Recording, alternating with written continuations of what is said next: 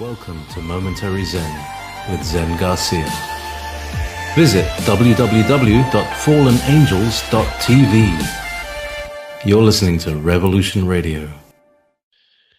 My friends and I come from far Arden with secretive words, dangled like jewels for your careless pleasure. The grand highway is crowded with lovers and searchers and leavers, so eager to please and forget. Welcome, friends. I'm your host, Zen Garcia. This is Momentary Zen here on Revolution Radio at freedomslips.com. And I'm honored to be here with you this evening for the next 2 hours as we discuss all things esoteric.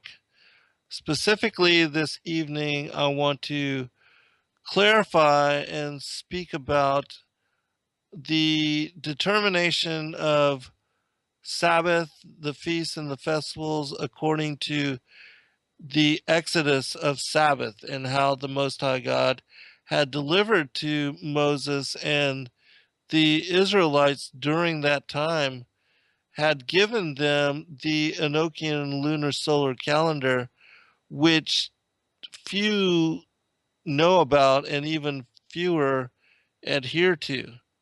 And I discovered this and was led to this revelation in studying the book of Enoch, the book on the courses of the heavenly luminaries, which was the focus of my ninth book, The Flat Earth as Key to Decrypt the Book of Enoch. And in studying and reviewing those particular passages on the motions of the sun and the moon, I was led to understanding as to how the sun, the moon, and the other celestial luminaries take part in what is basically a giant clockwork, that the heavens are established and set up to be a timekeeping mechanism for the monitor and the maintenance of not only passing time, but also the Sabbath, and also the feast and festivals as laid out in Leviticus chapter 23. And this is something that, even though many of you being biblical scholars, unless you have familiarity with what I'm speaking about with regard to the lunar solar calendar and how it works, it will escape you to make sense of what exactly the Most High is referencing in the Exodus, because it was during that time when the Israelites were freed as people from the bondage of Egypt and the burden of being slaves unto Pharaoh and the Egyptians, that they were not only reestablished as the Most High's chosen, but that he had also given to them the Torah as the law, but also this particular calendar system, which I'm speaking about. And it's something that is a miss. It's, as far as modern humanity, it is something that is forgotten, lost, and forbidden knowledge. And this teaching and this knowledge is especially important for those that are wanting to honor the fourth commandment and also to celebrate the Most High as he had commanded us to do according to his own word and works. And so I'm going to bring this forth to light for people, and I'm also going to help you to understand exactly how this lines up according to these particular passages, but also, how it unfolds. And for those of you that are familiar with my work and that have studied and kept up with the information that I released, you know that I've also made a particular calendar specifically to assist those of you that are wanting to adhere to the calendar as given to us by God, because He most certainly did give us this one specific calendar system, and He delivered it to Moses, and I'm going to verify and I'm going to prove that this evening. And once you understand that this is most certainly the calendar system which the ancient Hebrews abided by, well, then you can then understand why it is that one should use it as determination, or as the system for determining the Sabbaths, and also for determining on which days to honor and to celebrate the Levitical feast days, meaning Passover, unleavened bread, the day of first fruits, Shavuot, which is Pentecost, the Feast of Tabernacles, the Day of Atonement, and also the Feast of Trumpets, which that one should have been before the Day of Atonement. But anyways, and for a lot of people that believe that Yeshua came and did away with the Old Testament law, He actually came and fulfilled it. Not only did He fulfill it, but He will come. His second coming will fulfill the second half of the feasts and the festivals as laid out in Leviticus chapter 23. And so He actually honored the Sabbath and also the feast and festivals as laid out by Yahweh Elohim, the Most High God, in the early books of the Torah. And so, well, welcome everybody. It's good to be here with you. RBN, Sister Kathy, always a pleasure to share time with you. Comfortably Numb, Wanderer, RBN, Zaphod, Zippy, Link, Blues Girl, and April. All those that are not in the immediate scroll: Stephanie, Herbal Fuzz, Suri, Rio, um, and all those that are sitting in the background. It's good to share time with you, and again, I think this is a very important teaching, in that we are commanded through the fourth commandment, which, of the 10. I think it's very important to honor the Most High in the way that He told us to do so. And for most people that don't understand and don't know, and that go to church every Sunday thinking that, they are honoring the Sabbath, or for those that go to church on Saturday as the Seventh-day Adventists, or like the modern day Jews that celebrate Sabbath as from Friday at sundown to Saturday at sundown. According to this ancient calendar system, all of them are incorrect. And the reason being is because they all monitor and determine Sabbath according to the Julian Gregorian solar calendar, which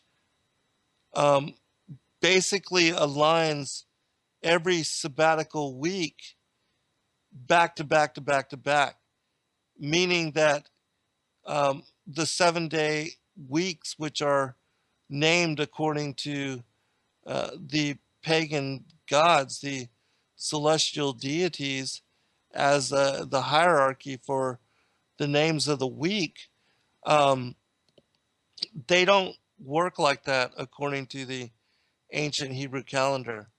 In fact, the ancient Hebrew calendar is aligned by the phases of the moon.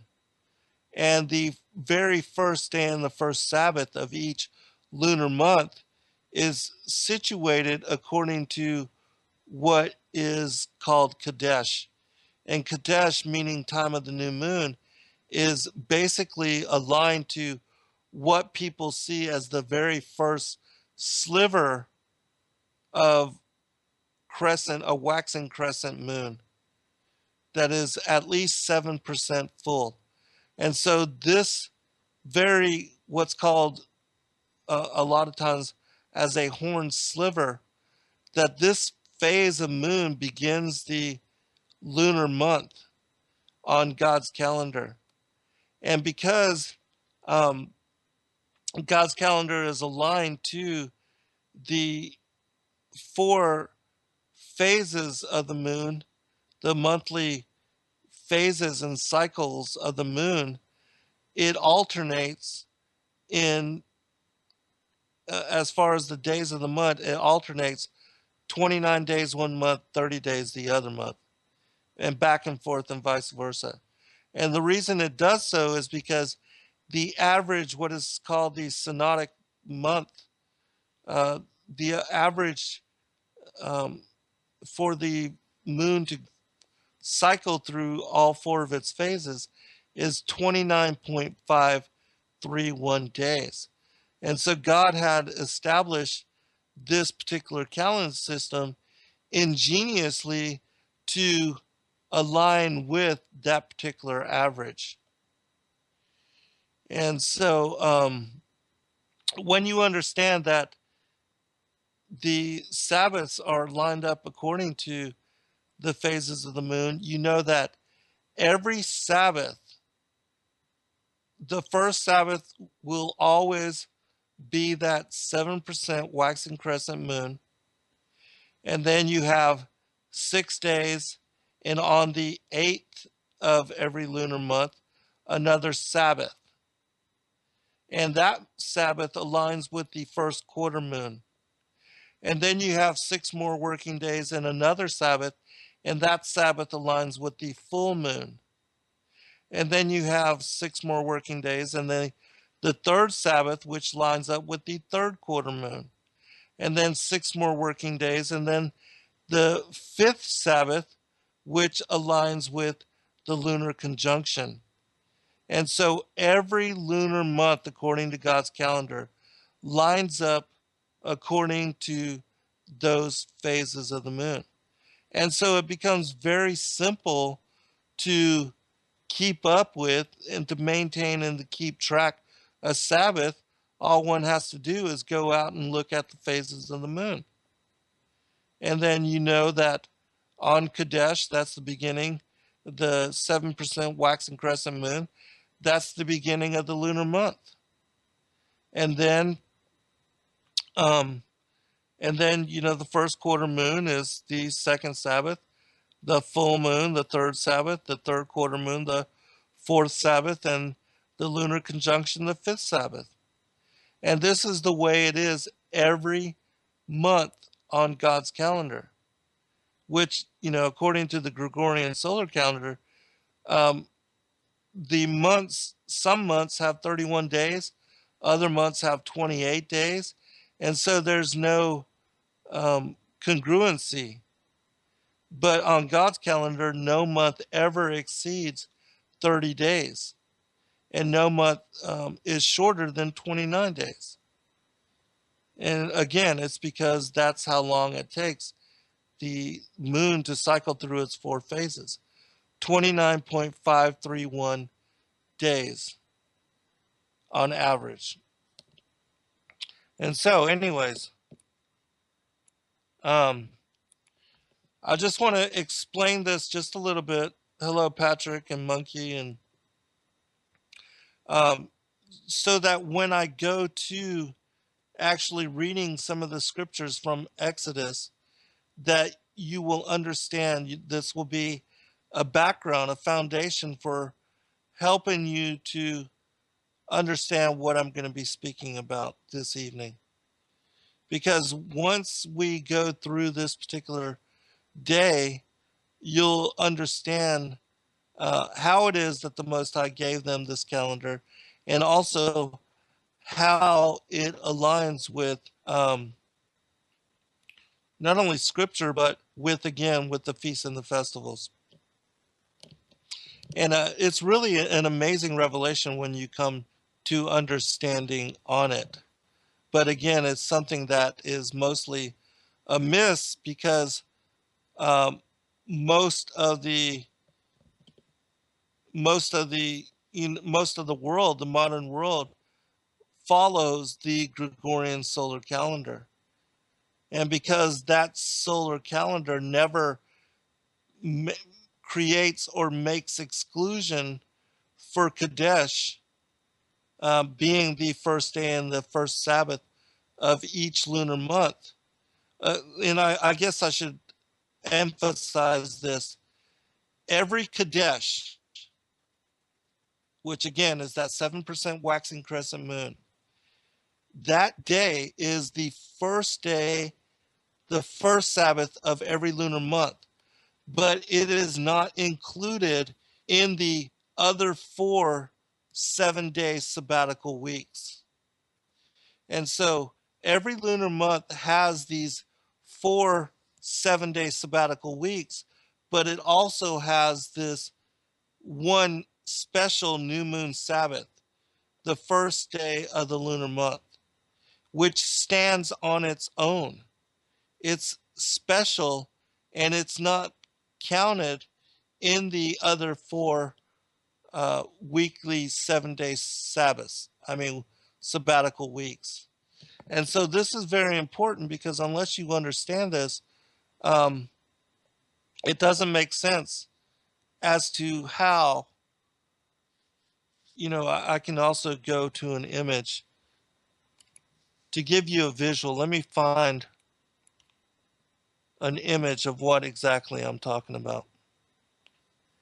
And I can also, after the first break, I will provide a video which explains this from a group called World's Last Chance, which they do a really good job of explaining the material that I'm referencing this evening, except for we have a little bit of a difference in that they determined that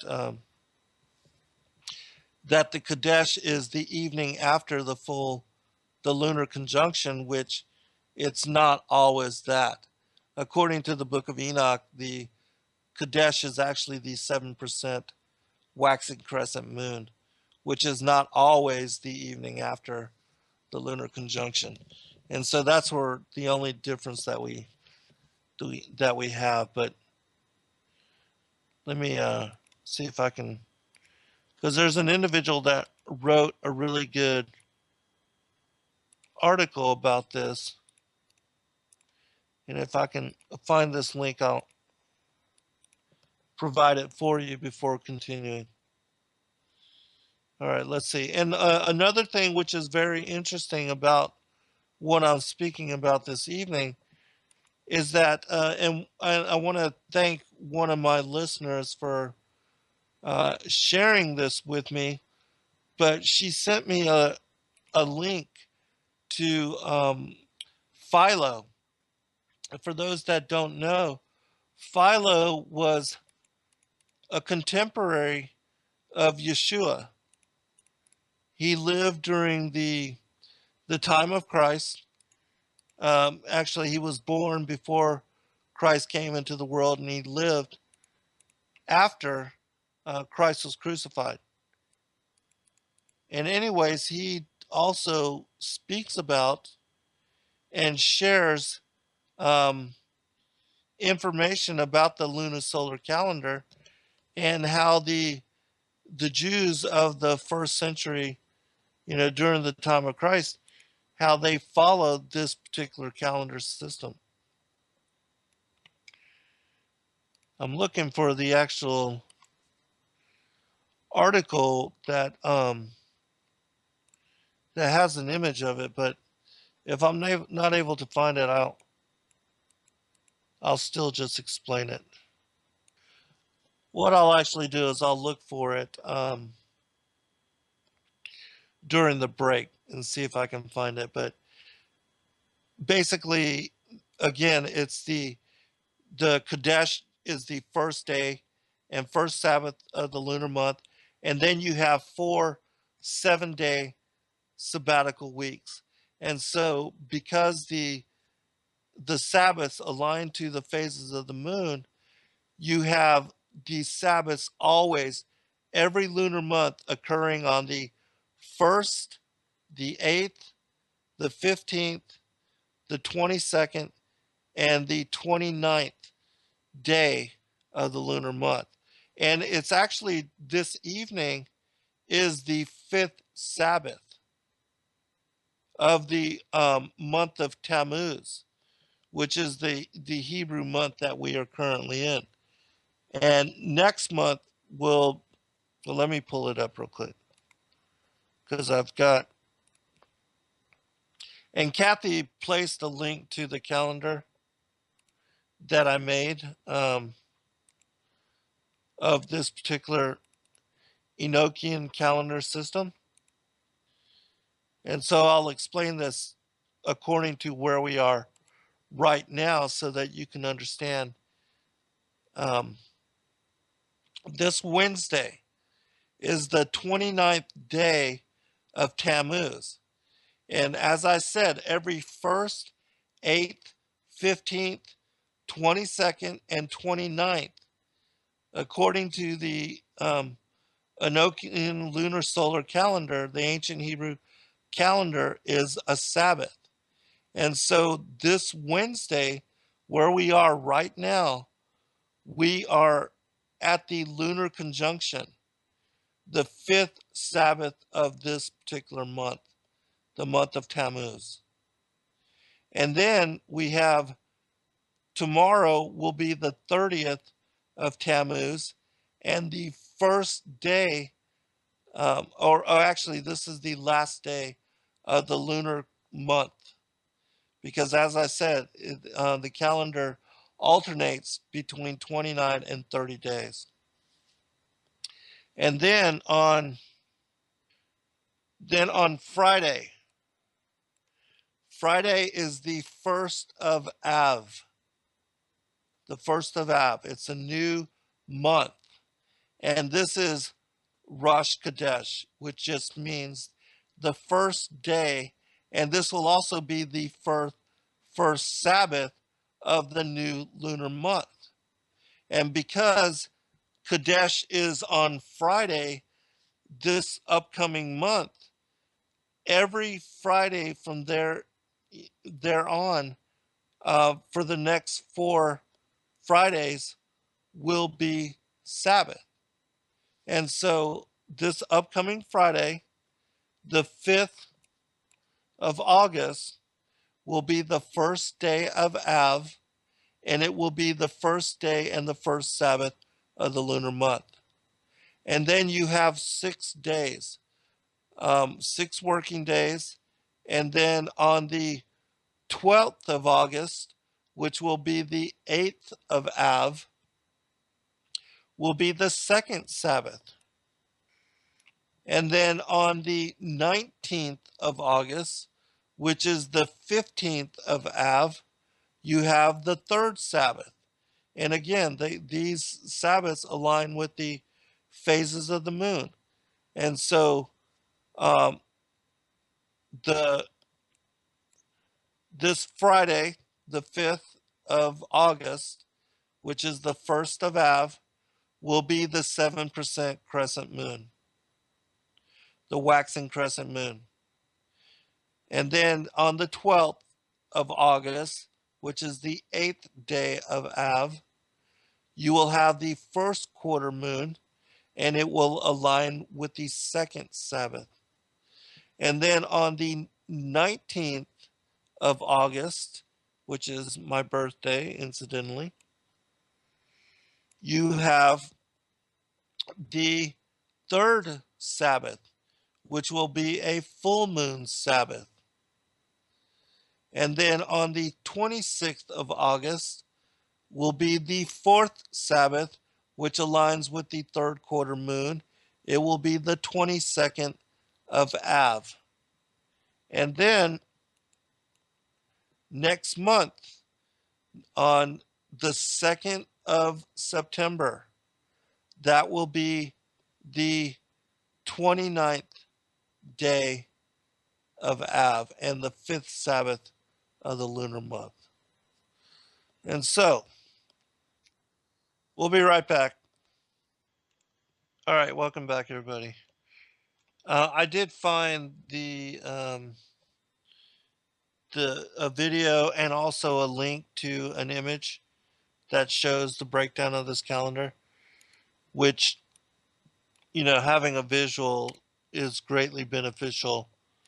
And in my ninth book, the Flat Earth as Key to Decrypt the Book of Enoch, I elaborate on and provide great detail on this particular calendar system, how it works, its breakdowns, and its connections to the Leviticus 23 feast days.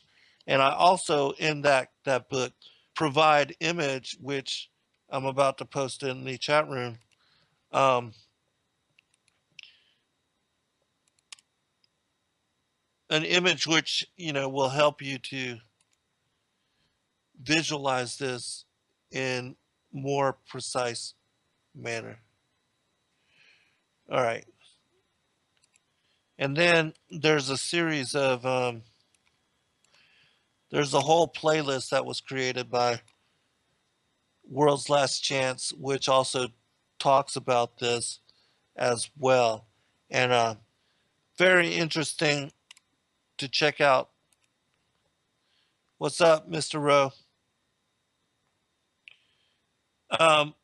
But again, what I'm gonna do now is share some passages from Exodus and tell you how this lines up with what basically was, the Passover, Feast of Unleavened Bread, they're being released from the bondage of Egypt, and show you highlights and passages so that you can understand this story in a more precise manner according to the calendar system which I just described to you.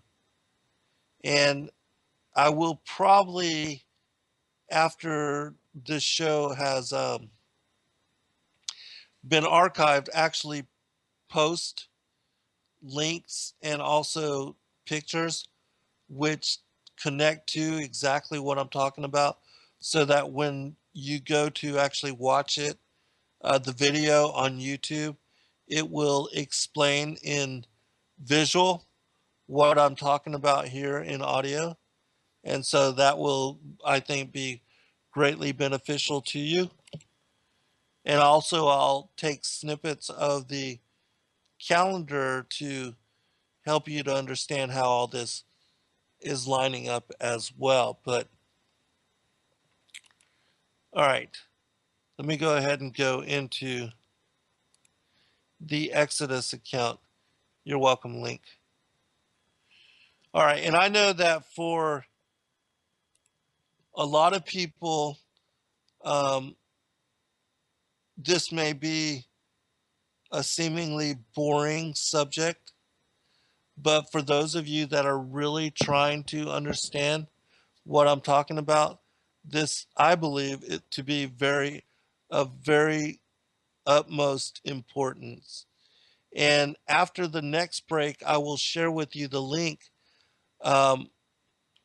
where you can find Philo's description of exactly what the new moon, which begins the Kadesh, which begins the lunar calendar, because there is debate on this particular topic. Like science, when you look up new moon, it tells you that the new moon is the lunar conjunction, and that new moon day is actually the day that the moon mimics precisely the movement of the sun, because it's during lunar conjunction that the moon rises when the sun rises, crosses the sky as the sun crosses the sky, and then sets when the sun sets. And because it mimics the sun's movement, is why we are not able to see it in the sky. And because it is not lit up in any amount of phase, being completely black, and because the sun's brilliance during this particular phase of the moon obstructs our being able to see it, is why during the lunar conjunction the moon appears to be invisible. And it's not that it's invisible, it's just it's mimicking, as I said, the movement of the sun, and therefore is not readily apparent to us in visibility. And it's only after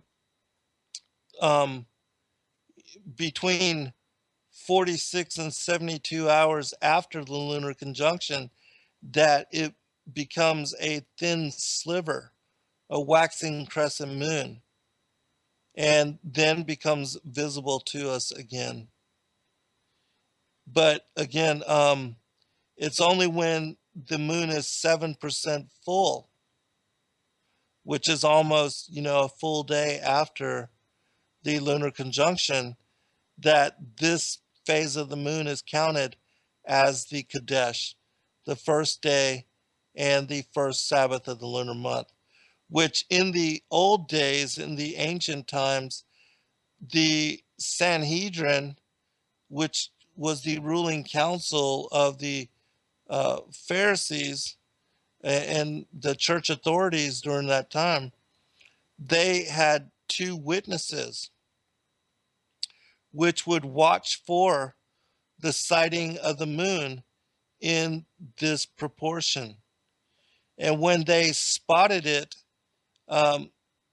they would come and report that they had seen the new moon, the Kadesh, and then the high priest would affirm it, and then the trumpets, the shofars, would be blown all across the land of Israel.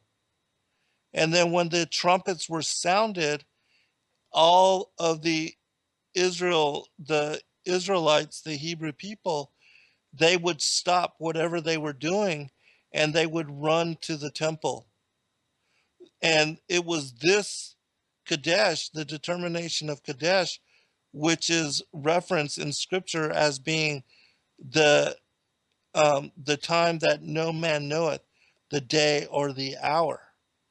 And the reason being is because they were unable to see the lunar conjunction, the moon being in lunar conjunction. And so until it appeared as this waxing crescent, it was called the day that no man knoweth, the day and the hour that no man knoweth. And it's also my opinion that when Christ returns and what people reference as the rapture, that this will occur on the Feast of Trumpets, which his second coming, when he comes again, he will fulfill the 3 remaining fall feasts. And because if you do not know, during his first coming, Christ, Yeshua, was the Passover lamb. And then he was placed into the tomb on the very next day.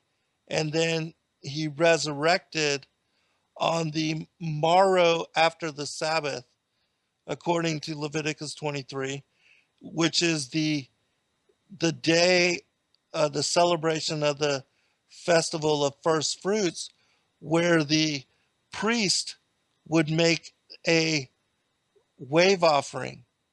He would offer a sheaf of barley as first fruits to the Most High God.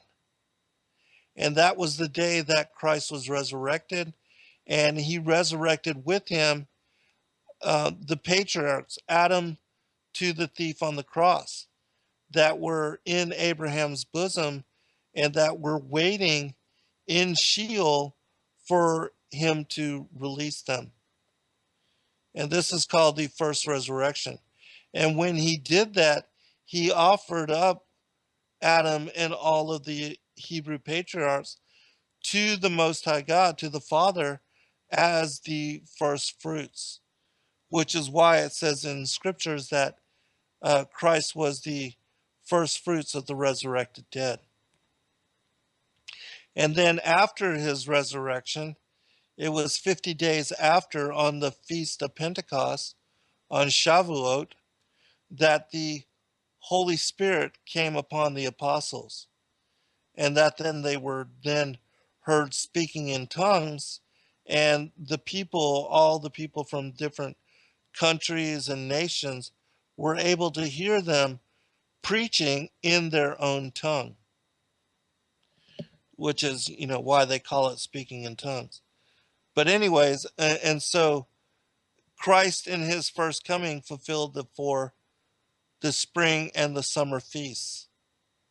And then with his second coming, he will return again on the Feast of Trumpets, which will be the first of Tishri.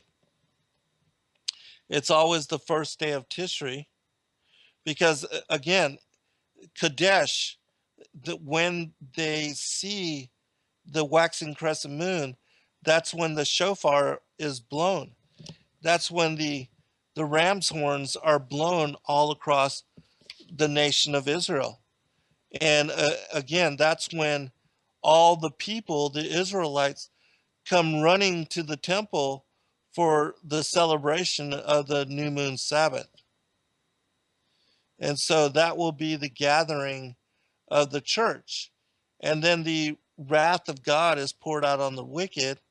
And then on 10 days after the Feast of Trumpets, on the Day of Atonement, you will have Christ taking the judgment seat. Now, this isn't a literal 9 days. I don't know how much time has passed before this event occurs, but he will take the judgment seat on the Day of Atonement. And then 5 days after that, on what is the 15th of the 15th of Tishri.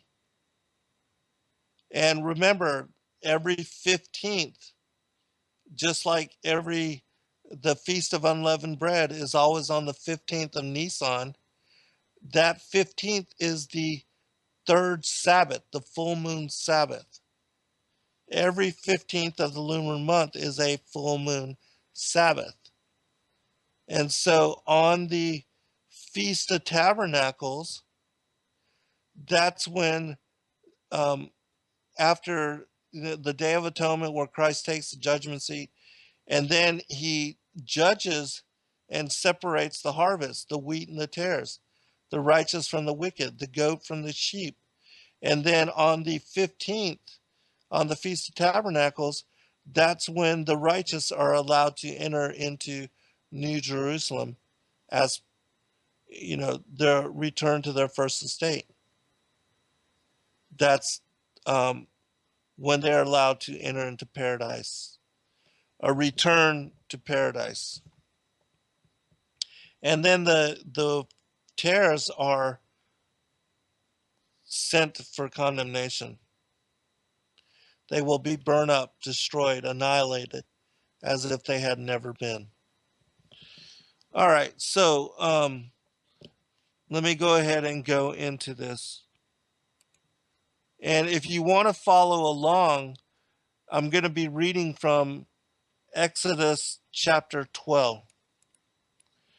Because let me first explain this, that before this calendar system was restored to the ancient Israelites, that Tishri in the fall, the Feast of Trumpets, that it is called Rosh Hashanah. And the reason being is because this was when the Jewish New Year, or the Hebrew New Year, began, was on the Feast of Trumpets, the first day of Tishri, Tishri 1, which was always the Kadesh, the 7% waxing crescent moon. But when the Israelites were led from the bondage of Egypt, it occurred on what is referenced as the month of Abib, which the month of Abib, which means green ears, it's the month when the barley harvest is, coming to fruition. That is the month of Nisan, which always occurs in March, and the first day of March is the vernal equinox, and that is when that's what begins. Right around there is what begins the month of Nisan, and it always falls in line with the barley harvest, because the way that the lunar calendar is set up is it because it's alternating 29 and 30 days. The lunar year is only 354 days. And so every year it is 10 days short of what is the 364 days of the Enochian solar calendar year. And so 7 years out of 19, the Israelites add a month, which if you were to actually purchase my calendar or to look at the calendar, you'll see that this year was one of the years that they added at the end of the 12 lunar month calendar. They added another month called Adar 2, which Adar is the last month of the Hebrew calendar. And every few years, almost every 3 years, they have to add another lunar month in order to balance out the barley feast with Passover, because you always have to have the barley becoming ripe before Passover can occur. And so at the end of the year, the Sanhedrin, the Levite priests, they would go out into the field and look to see if the barley was going to be ripe for Passover. And if it wasn't, then they would add a month, a lunar month of Adar 2. And then that would realign the lunar calendar according to the barley harvest. And so it's really an ingenious system because they just add, rather than adding a day like we do every 4 years to the 28 days of February, they just add another month. And so, it's called the metatonic cycle, but every 7 years out of 19, it is necessary for a month to be added. And so on my calendar, you'll see that there is an Adar 1 and an Adar 2 before the month of Nisan. And that was because, again, they had to add a month to this year in order to realign the lunar year with the passing of the solar calendar as well, to align it all together. And so Exodus, and if you have any questions, just put them in the chat room. I'll check here in just a minute, but I want to go ahead and begin this. Exodus 12, it says, "And the Lord spake unto Moses and Aaron in the land of Egypt, saying, This month shall be unto you the beginning of months. It shall be the first month of the year to you. Speak ye unto all the congregation of Israel, saying, In the 10th day of this month they shall take to them every man a lamb, according to the house of their fathers, a lamb for an house." So he's talking to them about establishing Passover. And so this month began, the month of Abib is what it describes it in Exodus, but this is also called the month of Nisan. And so this is what begins the calendar, because the ancient Hebrew calendar is a linear progression of seasons. From you have spring, then summer, then fall, and winter. And spring always begins with the day of the vernal equinox. Summer begins with the summer solstice. Fall begins with the autumnal equinox, and um, and winter begins with the winter solstice. And so that's how God's calendar is established as far as the seasons. And so now in Exodus, he's telling them about what will come to be known and celebrated in memorial as Passover. And that he tells them um, to set aside a lamb. In verse 5, your lamb shall be without blemish, a male of the first year. You shall take it out from the sheep or from the goats, and you shall keep it until the 14th day of the same month, which is the month of Nisan. And the whole assembly of the congregation of Israel shall kill it in the evening. And so, in the evening, there's a differentiation between the day and the evening. And I used to think that it was that a day was counted from the evening until the evening and the morning, and that was a day. But I have since learned in looking at and studying this that a day is actually begins with dawn, and that when you celebrate Sabbath, it is only celebrated from dawn, from the morning until sunset. And then when the sun sets, that actually ends Sabbath. And the evening, even though it's still, the evening is something different, even though it's still the same day. It is not counted as Sabbath.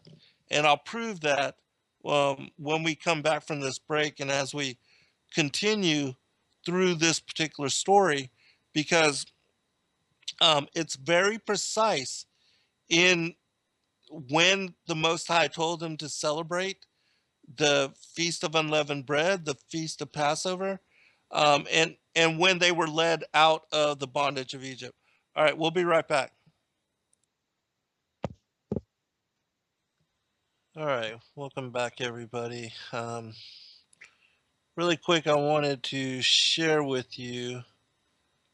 Let me check to make sure I can get this, but I was informed that as a fundraiser for this month, that Revolution Radio is offering for a $50 donation and a $60 donation.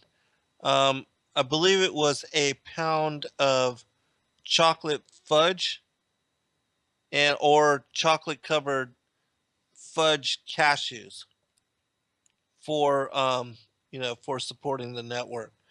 But I don't see the message right here right now. So if you want to know more, I would contact Nighthawk or one of the one of the producers in the chat room have more information as to the details on this particular um, And I believe it will be ongoing through this particular month as fundraising efforts to support the network. Those of you that can, even if you wanted to just donate $5 or $10, please do go to freedomslips.com, click on the donate button, and help us to stay on the air and coming to you with all the truth that we do in the ways that we do, and know that we appreciate you before.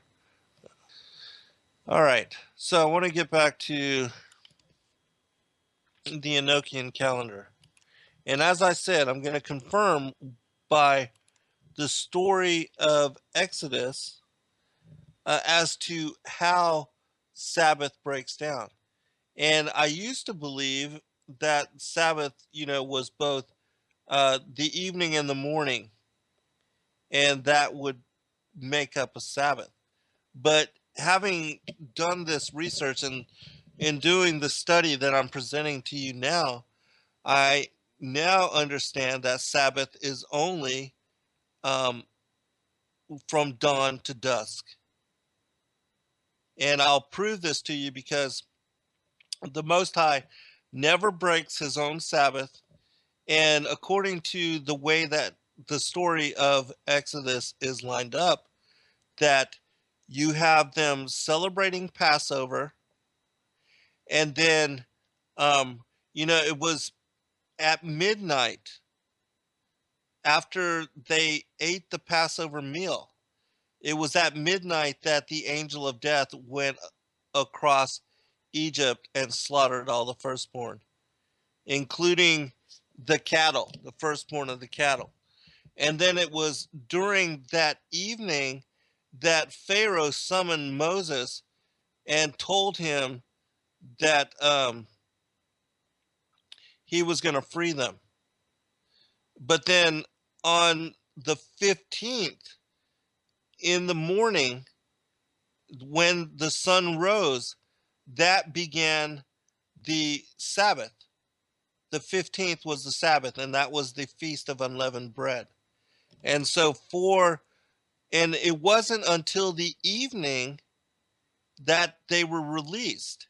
And if Sabbath is both the day and the night, well, then the Most High, Yahweh Elohim, would be breaking his own Sabbath, because it was in the evening of the 15th that they were then ordered to march out of Egypt. And so I'll prove that to you right now with this particular story. All right, so we were talking about the Israelites preparing a lamb for slaughter, a lamb without spot or blemish, which, again, this is a type, uh, um, just like with Yeshua. When he was crucified, he was the Passover lamb without sin, without spot or blemish. And he was crucified on right before sunset. And it was at sunset um, that you know, that they, after they entombed him, but he died on Passover. And so, and then, being entombed, he was entombed on the Feast of Unleavened Bread, and then he was resurrected 3 days later on what is referenced in Leviticus as the morrow after the Sabbath, which is when the wave offering, where the high priest makes a wave offering for the Israelites as a sin offering for forgiveness. And that is with the first crop, the barley crop, to come to, that to come to the first crop that was ripened, and that it was a winter crop, but it was the first spring crop to actually produce. All right, and so let's go ahead and pick up the story with verse number 6. And you shall keep it up until the 14th day of the same month, and the whole assembly of the congregation of Israel shall kill it in the evening. All right, and so Passover began on the 14th of Nisan in the morning, and then they were to kill the lamb in the evening, and then to sprinkle the blood on the doorpost. Verse 7. And they shall take of the blood and strike it on the two side posts and on the upper doorpost of the houses, wherein they shall eat it. And they shall eat the flesh in that night. So it's in the evening that they are feasting and eating the Passover meal. Roast with fire and unleavened bread, and with bitter herbs they shall eat it. Eat not of it raw, nor sodden at all with water, but roast with fire his head with his legs, and with the pertinence thereof. Verse 10. And ye shall let nothing of it remain until the morning, and that which remaineth of it until the morning ye shall burn with fire. So after they eat the Passover meal, when the morning came, which was the feast of unleavened bread, then they were to offer up what was left of the Passover meal, the lamb, as a burnt offering to Yahweh, to the Most High God. All right, continuing. And thus shall ye eat it, with your loins girded, your shoes on your feet, and your staff in your hand, and you shall eat it in haste. It is the Lord's Passover. So he's telling them to be ready to move, that you're going to celebrate the Passover, but be ready to go, because, they're going to be freed from the bondage of Egypt. Verse 12. For I will pass through the land of Egypt this night. And it actually says somewhere that it was at midnight that he would smite the firstborn. And will smite all the firstborn in the land of Egypt, both man and beast, and against the gods of Egypt I will execute judgment. I am the Lord. And the blood shall be to you for a token upon the houses where you are. And when I see the blood, I will pass over you, and the plague shall not be upon you to destroy you, when I smite the land of Egypt. Verse 14. And this day shall be unto you for a memorial, and you shall keep it a feast to the Lord throughout your generations. You shall keep it a feast by an ordinance forever. And so that doesn't say until my son comes and being incarnated in the flesh, then you don't worry about it anymore. No, it says forever.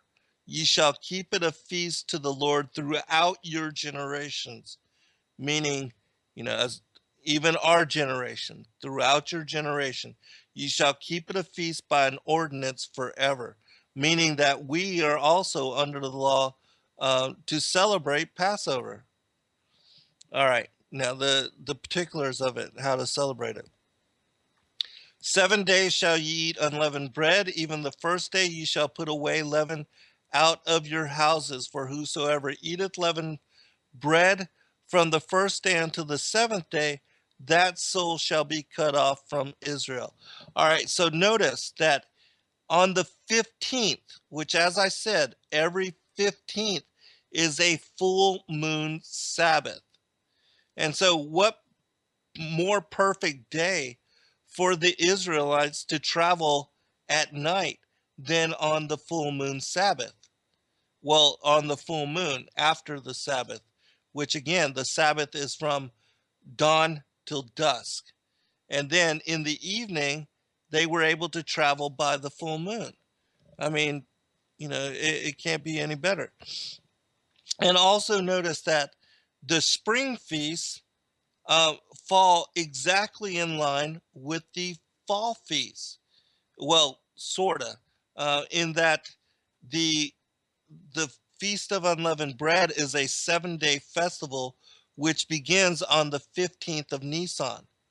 And in the fall, you have the Feast of Tabernacles. It also begins on the 15th of Tishri and continues for 7 days. All right. So it begins on a Sabbath and then it continues for for 6 more days. And then you have another Sabbath occurring on the 22nd. All right. Continuing.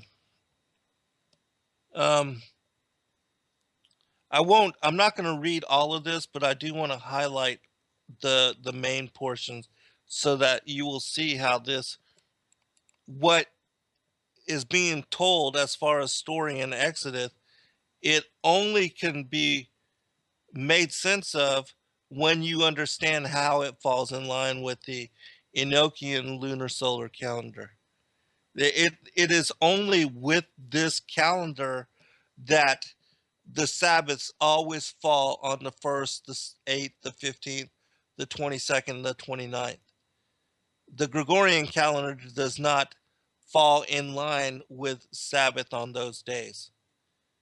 Sabbath can be any day of the week on the Gregorian calendar, and any number as far as, the day of the month. It can be any number of the particular day of the month as well. All right, continuing. And in the first day there shall be an holy convocation, and in the 7th day there shall be a holy convocation to you. No manner of work shall be done in them, save that which every man must eat, and that only may be done of you. Verse 17.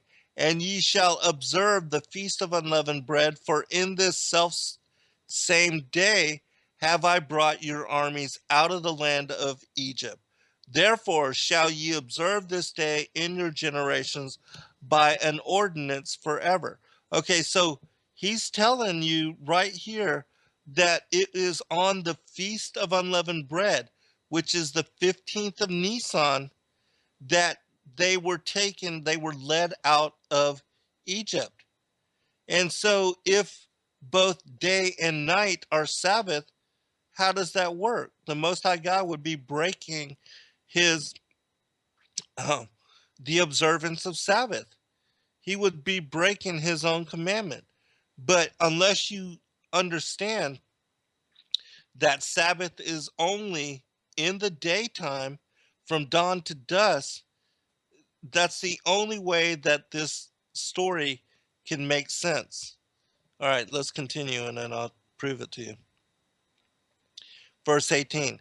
In the first month, on the 14th day of the month, at evening time, when the day is over, ye shall eat unleavened bread until the 21st day of the month at evening. So he's telling them from the 14th, which is Passover, until the 21st day of the month, which is the day before the 22nd, is the next, the third quarter Sabbath. It always falls on the 22nd. So he's telling them, for these 7 days you shall eat nothing but unleavened bread. 7 days shall there be no leaven found in your house. And notice that he said from evening to evening. For whosoever eateth that which is leavened, even that soul shall be cut off from the congregation of Israel, whether he be stranger or born in the land. Verse 20, ye shall eat nothing leavened. In all your habitations shall ye eat unleavened bread. All right. Verse 21. Then Moses called for all the elders of Israel and said unto them, draw out and take you a lamb according to your families, and kill the Passover. And ye shall take a bunch of hyssop and dip it in the blood that is in the basin, and strike the lintel and the 2 side posts with the blood that is in the basin, and none of you shall go out of the door of his house until the morning. Okay? So the Passover is from evening till morning. And it wasn't safe for them to venture out of the house until the morning time, because Passover was over when the sun rose. And when the sun rose, that began the 15th, the Feast of Unleavened Bread. Verse 23. For the Lord will pass through to smite the Egyptians, and when he seeth the blood upon the lintel and on the two side posts, the Lord will pass over the door and will not suffer the destroyer to come in unto your houses to smite you. And ye shall observe this thing for an ordinance to thee and to thy sons forever, meaning that you shall honor Passover as a memorial forever, not until Jesus comes, Yeshua comes, but forever. And it shall come to pass when ye be come to the land which the Lord will give you according as he hath promised, that ye shall keep this service. All right. I'm going to skip down some. We're going to skip to verse 29.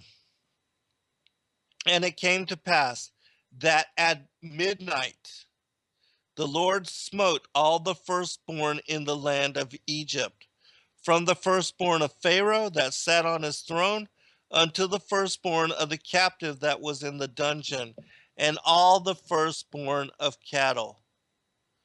And then, notice, and it was after midnight, and Pharaoh rose up in the night, he and all his servants and all the Egyptians, and there was a great cry in Egypt, for there was not a house where there was not one dead.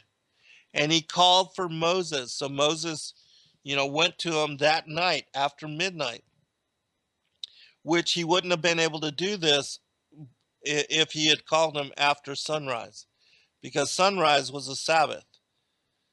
And he called for Moses and Aaron by night and said, Rise up and get ye forth from among my people, both ye and the children of Israel, and go serve the Lord as ye have said. Also take your flocks and your herds, as you have said, and be gone and bless me also. All right, so he told them after midnight on the Passover to leave, that I want you to get all your stuff, all your people, all your possessions, and go. All right, but notice now when they actually leave, it's not during the daytime. It isn't until the evening time, because the daytime from dawn to dusk is Sabbath, and the Most High is not going to break his own ordinance to honor the Sabbath. And you'll notice that it's in the evening time on the 15th of Nisan, the Feast of Unleavened Bread, which is Sabbath, but it's only from dawn to dusk.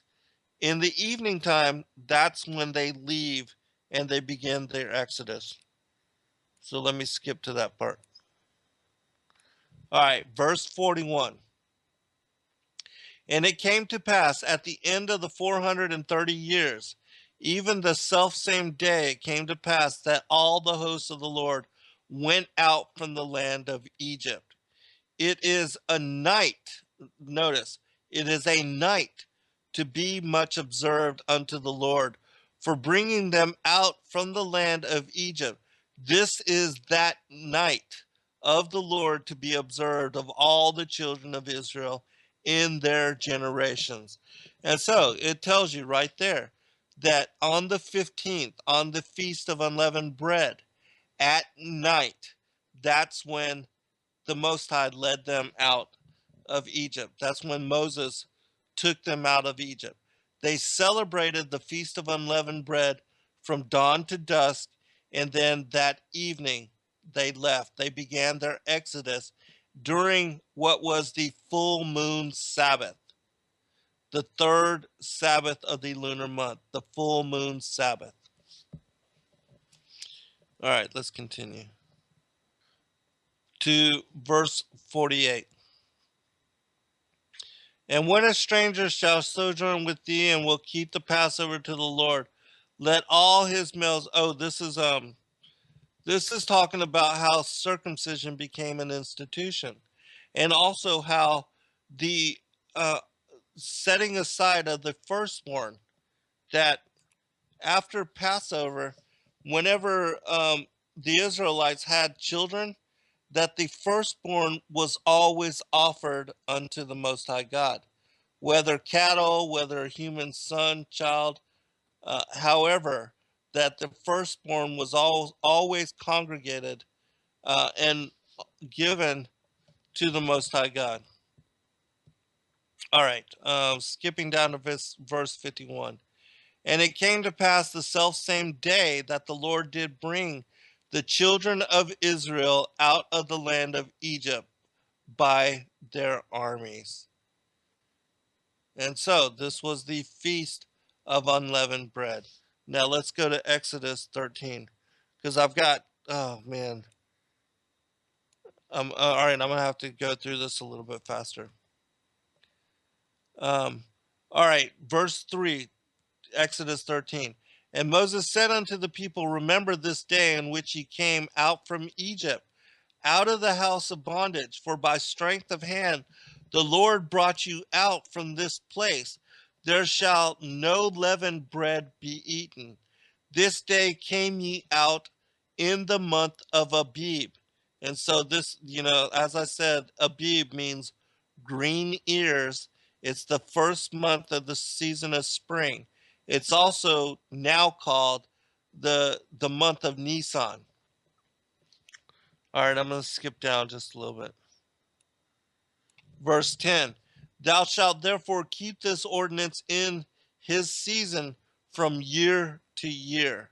And so these celebrations, Passover, the Feast of Unleavened Bread, the Day of First Fruits, they all became instituted feasts of the Most High God. All right, we're going to skip down.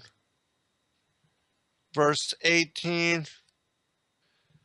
But God led the people about through the way of the wilderness of the Red Sea, and the children of Israel went up harnessed out of the land of Egypt. Verse 21. And the Lord went before them by day in a pillar of a cloud to lead them the way, and by night in a pillar of fire to give them light, to go by day and night. He took not away the pillar of the cloud by day, nor the pillar of fire by night from before the people. Exodus 14, verse 13.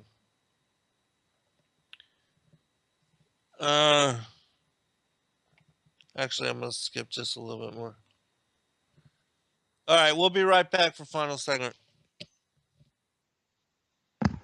All right, welcome back, everybody. This will be final segment, and I should have just enough time to get through what I want to cover in this particular segment, which is the quail and the manna. Because when you look at and you see how the manna and the quail are given to the people, to Israel, when they were murmuring against Moses about, starving and also um, being thirsty in the desert, the Most High feeds them with manna and also with the quail.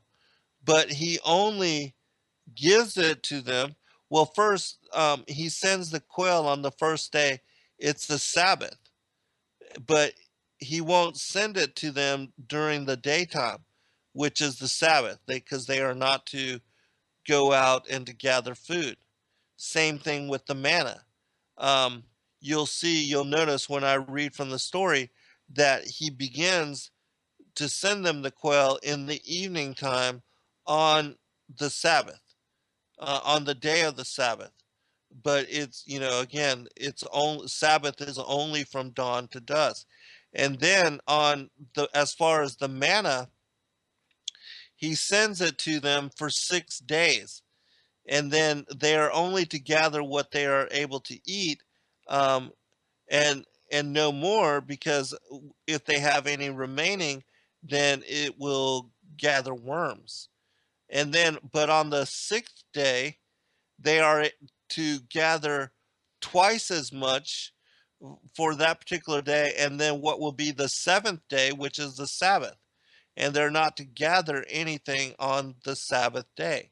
Again, it's only by understanding how um, the this particular story aligns with the lunar calendar, which after the um, every seventh day after the Kadesh is a lunar Sabbath. And you'll notice that in the story that they arrive um, to Mount Sinai in the wilderness on the 15th, 1 month after they had left um, Egypt and began the Exodus, which was in the evening on the 15th of Nisan, which again, the 15th of Nisan during the day, that's a Sabbath. And then they left Egypt in the evening time during the full moon, and then they arrived here in Mount Sinai 1 month later, also on the 15th. And then with the story, this being a Sabbath, they are at rest, they're not traveling. And then in the evening time, because they are hungry, the Most High tells Moses to tell them that I'm going to send you quail in the evening time. And then after that, I'm going to start sending you manna, but it will begin on the first day. So he sends them quail in the evening on the Sabbath, and then the very next day begins he begins to send them for 6 days the manna, the hidden manna. And so this shows you that, again, the 15th is a Sabbath, and then you have 6 days, 6 working days, and then on the seventh day, on the 22nd, that also is a Sabbath. And then you'll see the cycle repeated, um, that there's no manna sent on the seventh day, but then on the first day, one measure is sent all the way to the sixth day, and then on the sixth day, 2 measures of manna are sent um, for the sixth day and also for the seventh day, which is Sabbath. And so that would be the 29th, and that is also Sabbath. And so it's only according to the Enochian lunar solar calendar that um, you can explain how the quail and the manna and Exodus, as far as the Passover, the Feast of Unleavened Bread, the Day of First Fruits, how all of these things fit together with the same calendar, because it only fits with the Enochian ancient Hebrew lunar solar calendar that I, gave you the link for, that Kathy has provided you the link for. And just as I said earlier in the show, today is Sabbath. Today is the fifth Sabbath of the month of Tammuz, and then this Friday will be the first. It's Kadesh. This upcoming Friday in 2 days is the beginning of the Kadesh, the first day and lunar Sabbath of the month of Av, AV. And then, Sabbath next month will fall on Friday for the whole month of August. And so it helps to have the actual calendar before you so you can look at all of what I'm talking about. But it's only by utilizing this calendar can you keep up with Sabbath and also with the feasts of the Lord. And so, I mean, do you want to follow a calendar which isn't correct and not honor the Sabbath as we are commanded to do? Or do you want to be precise and follow according to the calendar that the Most High gave us? So it's all up to you. And now that you've listened to me and heard this show and know about this calendar system and how it works, you can no longer claim ignorance or innocence. Now that you know better, different and better, it's your choice to follow it or not. All right, Exodus 16, verse 1. And they took their journey from Elim, and all the congregation of the children of Israel came unto the wilderness of Sin, which is between Elim and Sinai, on the 15th day of the second month after their departing out of the land of Egypt. All right, verse 4. Then said the Lord unto Moses, Behold, I will rain bread from heaven for you, and the people shall go out and gather a certain rate every day, that I may prove them whether they will walk in my law or no. And it shall come to pass that on the sixth day they shall prepare that which they bring in, and it shall be twice as much as they gather daily. All right, I skipped the part where they were murmuring about how hungry they were, but I just want to highlight those passages which are connected to what I'm talking to you, what I've been telling you. All right. And in the morning then ye shall see the glory of the Lord, for that he heareth your murmurings against the Lord. And what are we that ye murmur against us? Verse 8, and Moses said, This shall be when the Lord shall give you in the evening flesh to eat, and in the morning bread to the full. So he's talking about in the evening, the 15th, the same day, that after the Sabbath is done, when the sun goes down, in the evening time, he's going to send the quail so that they can eat. And then, beginning the very next day, on the first day of the next sabbatical week, he's going to start sending them manna from heaven. All right, so I'll read that again. This shall be when the Lord shall give you in the evening flesh to eat, and in the morning bread to the full, for that the Lord heareth your murmurings which ye murmur against him. And what are we? Your murmurings are not against us, but against the Lord. And Moses spake unto Aaron, saying unto all the congregation of the children of Israel, Come near before the Lord, for he hath heard your murmurings. And it came to pass, as Aaron spake unto the whole congregation of the children of Israel, that they looked toward the wilderness, and behold, the glory of the Lord appeared in the cloud. All right. Um, verse 11.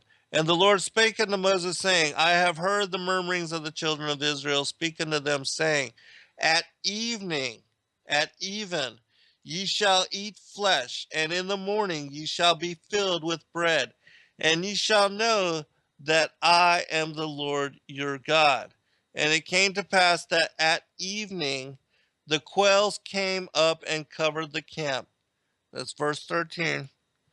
And in the morning the dew lay round about the host. So, let's check this again. Verse 14. Actually, let me go back to verse 13, because this is where the quail are sent, and then we'll get to verse 14. All right, verse 13. And it came to pass that at evening the quails came up and covered the camp, and in the morning the dew lay round about the host. Verse 14. And when the dew that lay was gone up, behold, upon the face of the wilderness there lay a small round thing, as small as the hoarfrost on the ground. And when the children of Israel saw it, they said one to another, It is manna. For they wist not what it was. And Moses said unto them, This is the bread which the Lord hath given you to eat. So in that morning after the Sabbath, that began the 6-day count to the next Sabbath, which was on the seventh day, the 22nd.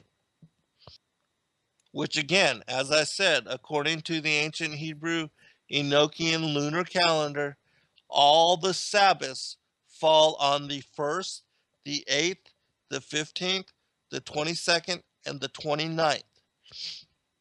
And so the fact that all the feasts and the festivals align with these particular dates, specifically the 15th as being the Feast of Unleavened Bread, um, it verifies exactly what I'm telling you and what I'm talking about.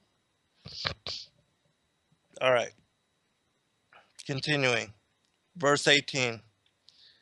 And when they did meet it with an omer, he that gathered much had nothing over, and he that gathered little had no lack. They gathered every man according to his eating. Verse 22.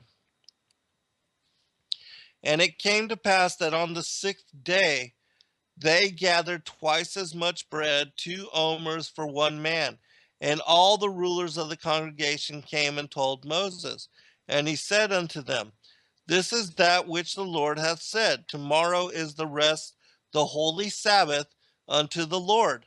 Bake that which ye will bake today, and seeth that ye will seethe. And that which remaineth over lay up for you to be kept until the morning. And they laid it up till the morning as Moses bade, and it did not stink, neither was there any worms thereon. So remember, the 6 days previous to this particular Sabbath day, the day before the Sabbath, whenever they tried to keep more than an omer for each man, it would start to stink. The manna would start to stink, and there would be worms in it. But on the 6th day, they were able to keep twice as much, 2 omers full, and it didn't stink and it didn't get worms in it. And the reason being is because the Most High was allowing them to keep an omer for the Sabbath, for the day of rest. I mean, it's just supernatural. I mean, he is absolutely confirming with the quail and with the manna that this is how the Enochian lunar solar calendar works. And they laid it up till the morning as Moses bade, and it did not stink, neither was there any worm therein. And Moses said, Eat that today, for today is a Sabbath unto the Lord. Today ye shall not find it in the field. 6 days ye shall gather it, but on the 7th day, which is the Sabbath, in it there shall be none. And it came to pass that there went out some of the people on the 7th day for to gather, and they found none. They found none. So they didn't believe Moses. They went out to try to get more manna, and there was none to be gotten. And the Lord said unto Moses, How long refuse ye to keep my commandments and my laws? Because he told them not to go out on the Sabbath, but to rest, and they didn't listen. They're so hard-headed. See, for that the Lord hath given you the Sabbath, therefore he giveth you on the 6th day the bread of 2 days. Abide ye every man in his place. Let no man go out of his place on the 7th day. So the people rested on the 7th day. And the house of Israel called the name thereof manna, and it was like coriander seed white, and the taste of it was like wafers made with honey. Well, there you go. I just wanted to do this study, and I'm glad that I was able to get it done. And it's basically showing you how the story of Exodus, along with the story of the hidden manna and the quail, and as well as when they were led out of Egypt, it affirms that Sabbath is from dawn to dusk, and that also that every 15th is a Sabbath. Every 22nd is a Sabbath. The 7th day. The 29th is a Sabbath. The first, Kadesh, the first day of the lunar month, is the first day and the first Sabbath of the lunar month. The 7% waxing crescent moon. And then the first quarter moon is on the 8th, the second Sabbath. The full moon on the 15th is the third Sabbath. The third quarter moon on the 22nd is the fourth Sabbath. And the lunar conjunction, which is the the dark moon on the 29th, is the fifth Sabbath. And then you have, because you're not able to see the lunar conjunction moon, you have what is referenced in scripture as the day that no man knoweth the day or the hour.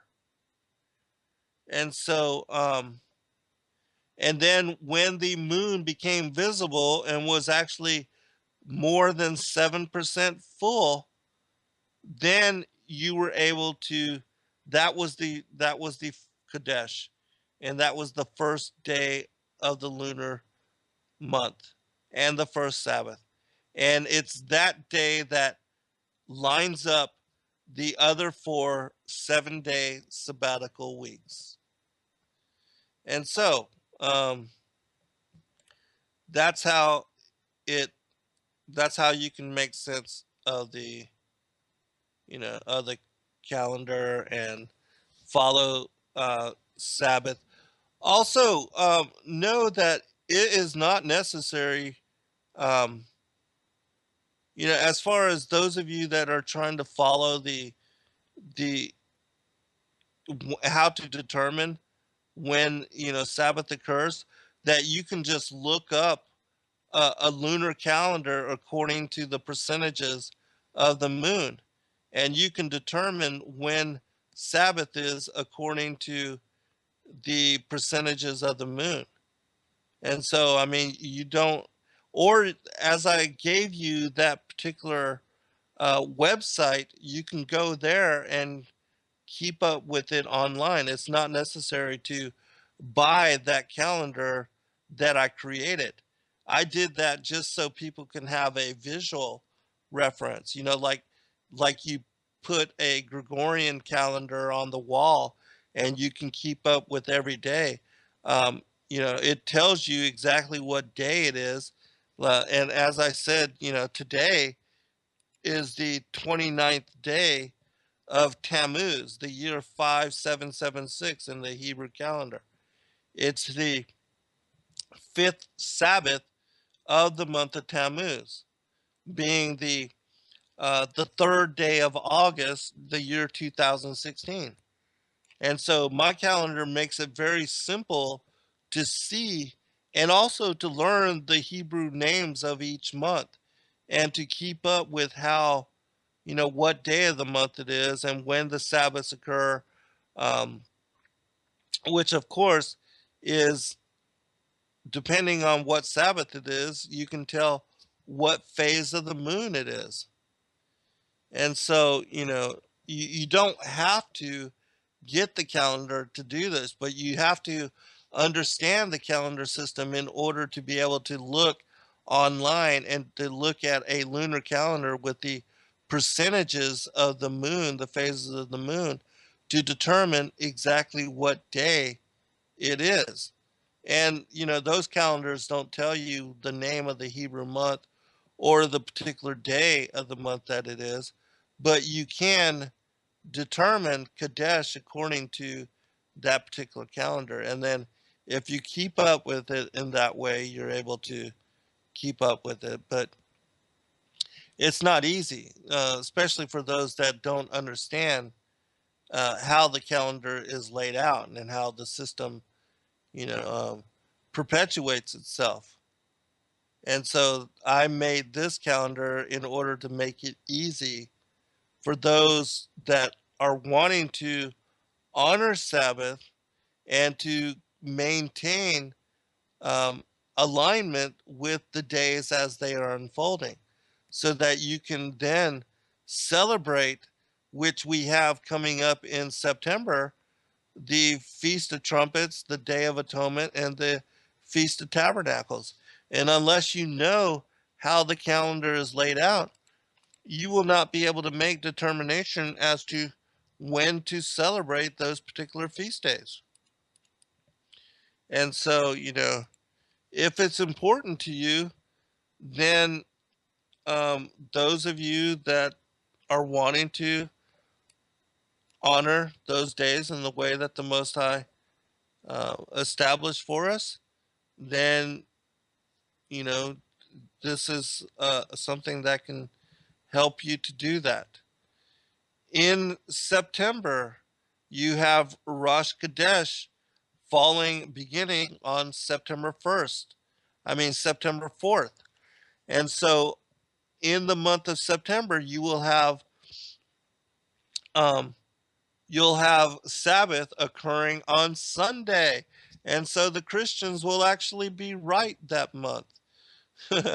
Imagine that. They will actually be right for five Sabbaths in a row. The Sunday, the 4th of September, the 11th of September will be the second Sabbath. The 18th of September, the third Sabbath, and the 25th of September, the fourth Sabbath. And then on Sunday, October 2nd, will be the last Sabbath of that particular month. And then you have the next month, the Rosh Kadesh Tishri, beginning on Monday, the 3rd. And that's, it will be then that 10 days after that's the Feast of Tabernacles. And then you have 10 days after the Day of Atonement, and on the 15th, the Feast of Tabernacles. All right. God bless all. Good night.